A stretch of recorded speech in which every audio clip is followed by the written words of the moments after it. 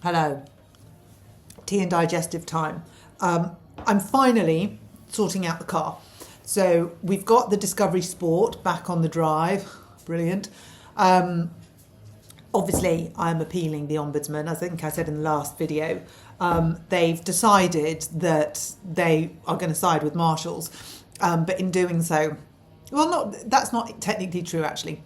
What they said was that they felt Marshalls did not stick to the process as they should have done, but they felt that Marshall's treatment of me and my car was okay. But when my car was delivered back, it exposed the actual truth about what had happened to it, which flies in the face of everything that the Ombudsman have said and shows that the evidence that they disregarded is in fact crucial to the case and proves that there was an electrical fault in my car when I collected it first time round. So boring. The car's back. That case is now officially closed, but I'm appealing the Ombudsman. I mean, it's sort of like putting your hand in a bowl of spaghetti trying to find a meatball. But why not? I think it was a really bad decision. And I love at the end of these things, they say, we realise this is not the outcome that you were hoping for. No shit, Sherlock. I've just wasted 2 years of my life for you to say, we realise this is not the outcome you were looking for. No. The outcome I was looking for was an outcome based on actual facts and evidence that I'd given you, not based on facts and evidence that you'd ignored and then decided that you were going to do what you were going to do anyway. So yes, you're damn right, I'm going to keep pursuing this. But either way, the Land Rover Discovery Sport is sat shiny and new on the drive. Well, not new, but new to me again. Waiting to be sold or part exchanged. And this is where I need your help.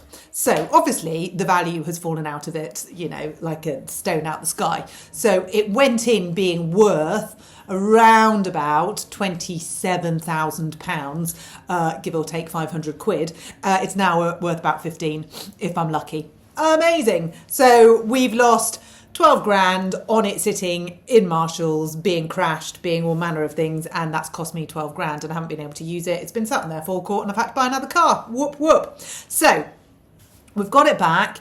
I want it gone. I'm done with Land Rover. And as you know, I've been looking at Toyota Hiluxes. Now, I've had a bit of a waiver. And I'm almost nervous to tell you this because we've done so much research and I've said, I'm buying a Hilux. And then I might be falling at the final furlong. But hear me out with this. Furlong? It's all horse racing. Who cares? So, the Toyota Hilux that I want, I can't afford. So I would have to get the Invincible X 2.4 diesel, obviously, and I can get a 17 plate with lower miles. Now, I hear what people are going to say. Get an older one, you will spend less on it. You don't want this particular one because of the chassis, blah, blah, blah. I have mileage anxiety.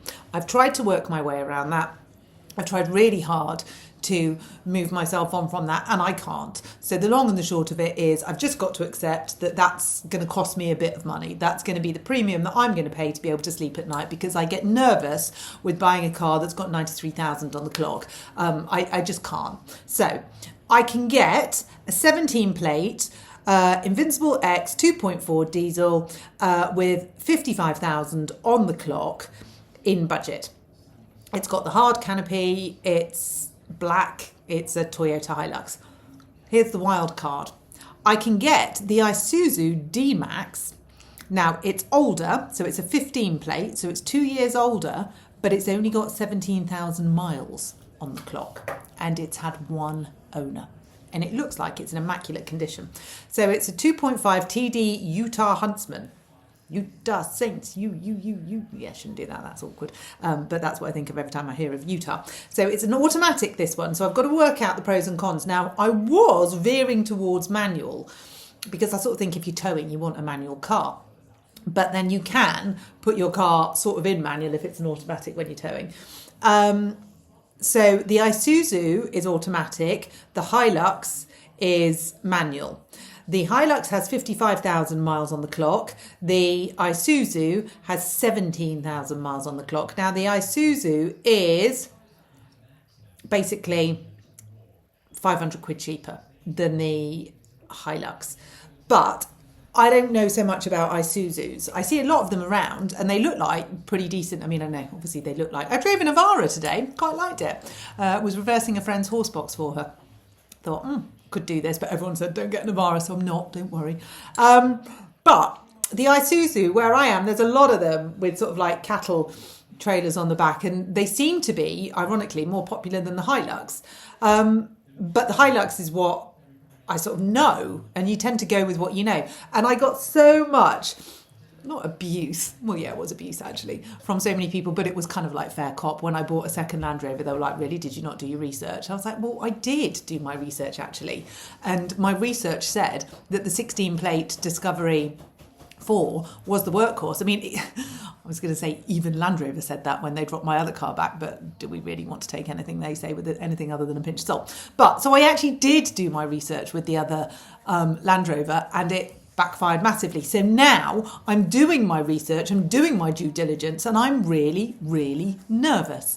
And I think this whole thing, this whole debacle has left me with such an anxiety about cars and such an anxiety about what I'm buying, what I know. And it's such a massive amount of money that you can't just sort of go, oh, well, I'll just give it a go and see. I kind of want some reassurance. So I'm looking to you for that. I'm looking for you with your reassurance on either the Isuzu D-Max or the Toyota Hilux Invincible X 2.4. So we've got the 2.5 on the Isuzu, the 2.4 on the Hilux. Now, the Hilux is a 17 plate, which I know lots of people have said, check the chassis, make sure it's not rusty. The Isuzu, I can't see any glaring issues. I can't see any, a load of reviews about the same thing. If you Google Toyota Hilux, everyone says about the chassis. I'm not getting that from Isuzu. So can somebody tell me why I'm not getting that? I prefer the look of the Hilux. I think the Hilux, particularly in black, is really good. This Isuzu is in like a dark green, but honestly speaking, it's going to be covered in mud and hay and straw and stuff. So does it really matter? No. They've both got heated seats, which I really, really wanted. They both have the big back with the canopy, which I really need. So they both tick boxes, and there's 500 quid in it. So I'm basically looking 2 years older in the Isuzu, but a lot less miles, which ticks my mileage anxiety, or 2 years older, 55,000 on the clock, but the Toyota Hilux comes with it's invincible, it will never die. And if I start with 55,000 on it, I feel like I've got a lot of years ahead of me with that. But do we have 17 plate issues? I realise that's a lot of questions that I'm asking, but you guys are like literally an encyclopedia of cars. Every video that I've put about Land Rover, I've had so many amazing responses, as in, that's really shit, that shouldn't be happening, blah, blah, blah. But it's also like having sort of Auto Trader on speed dial, not Auto Trader, Honest John. You're all awesome. So please, I'm asking for help on this. Any tips you've got about either of those? I want to get this tied up soon. Ideally, I'd like to go to a dealer so that I can chop in the Land Rover. I've had one quote for 16, but if we can bridge the gap in between the two cars, that's kind of what we're looking for, isn't it? So if I can part exchange my Sport, which does at least come with an absolute clean bill of health, it is immaculate.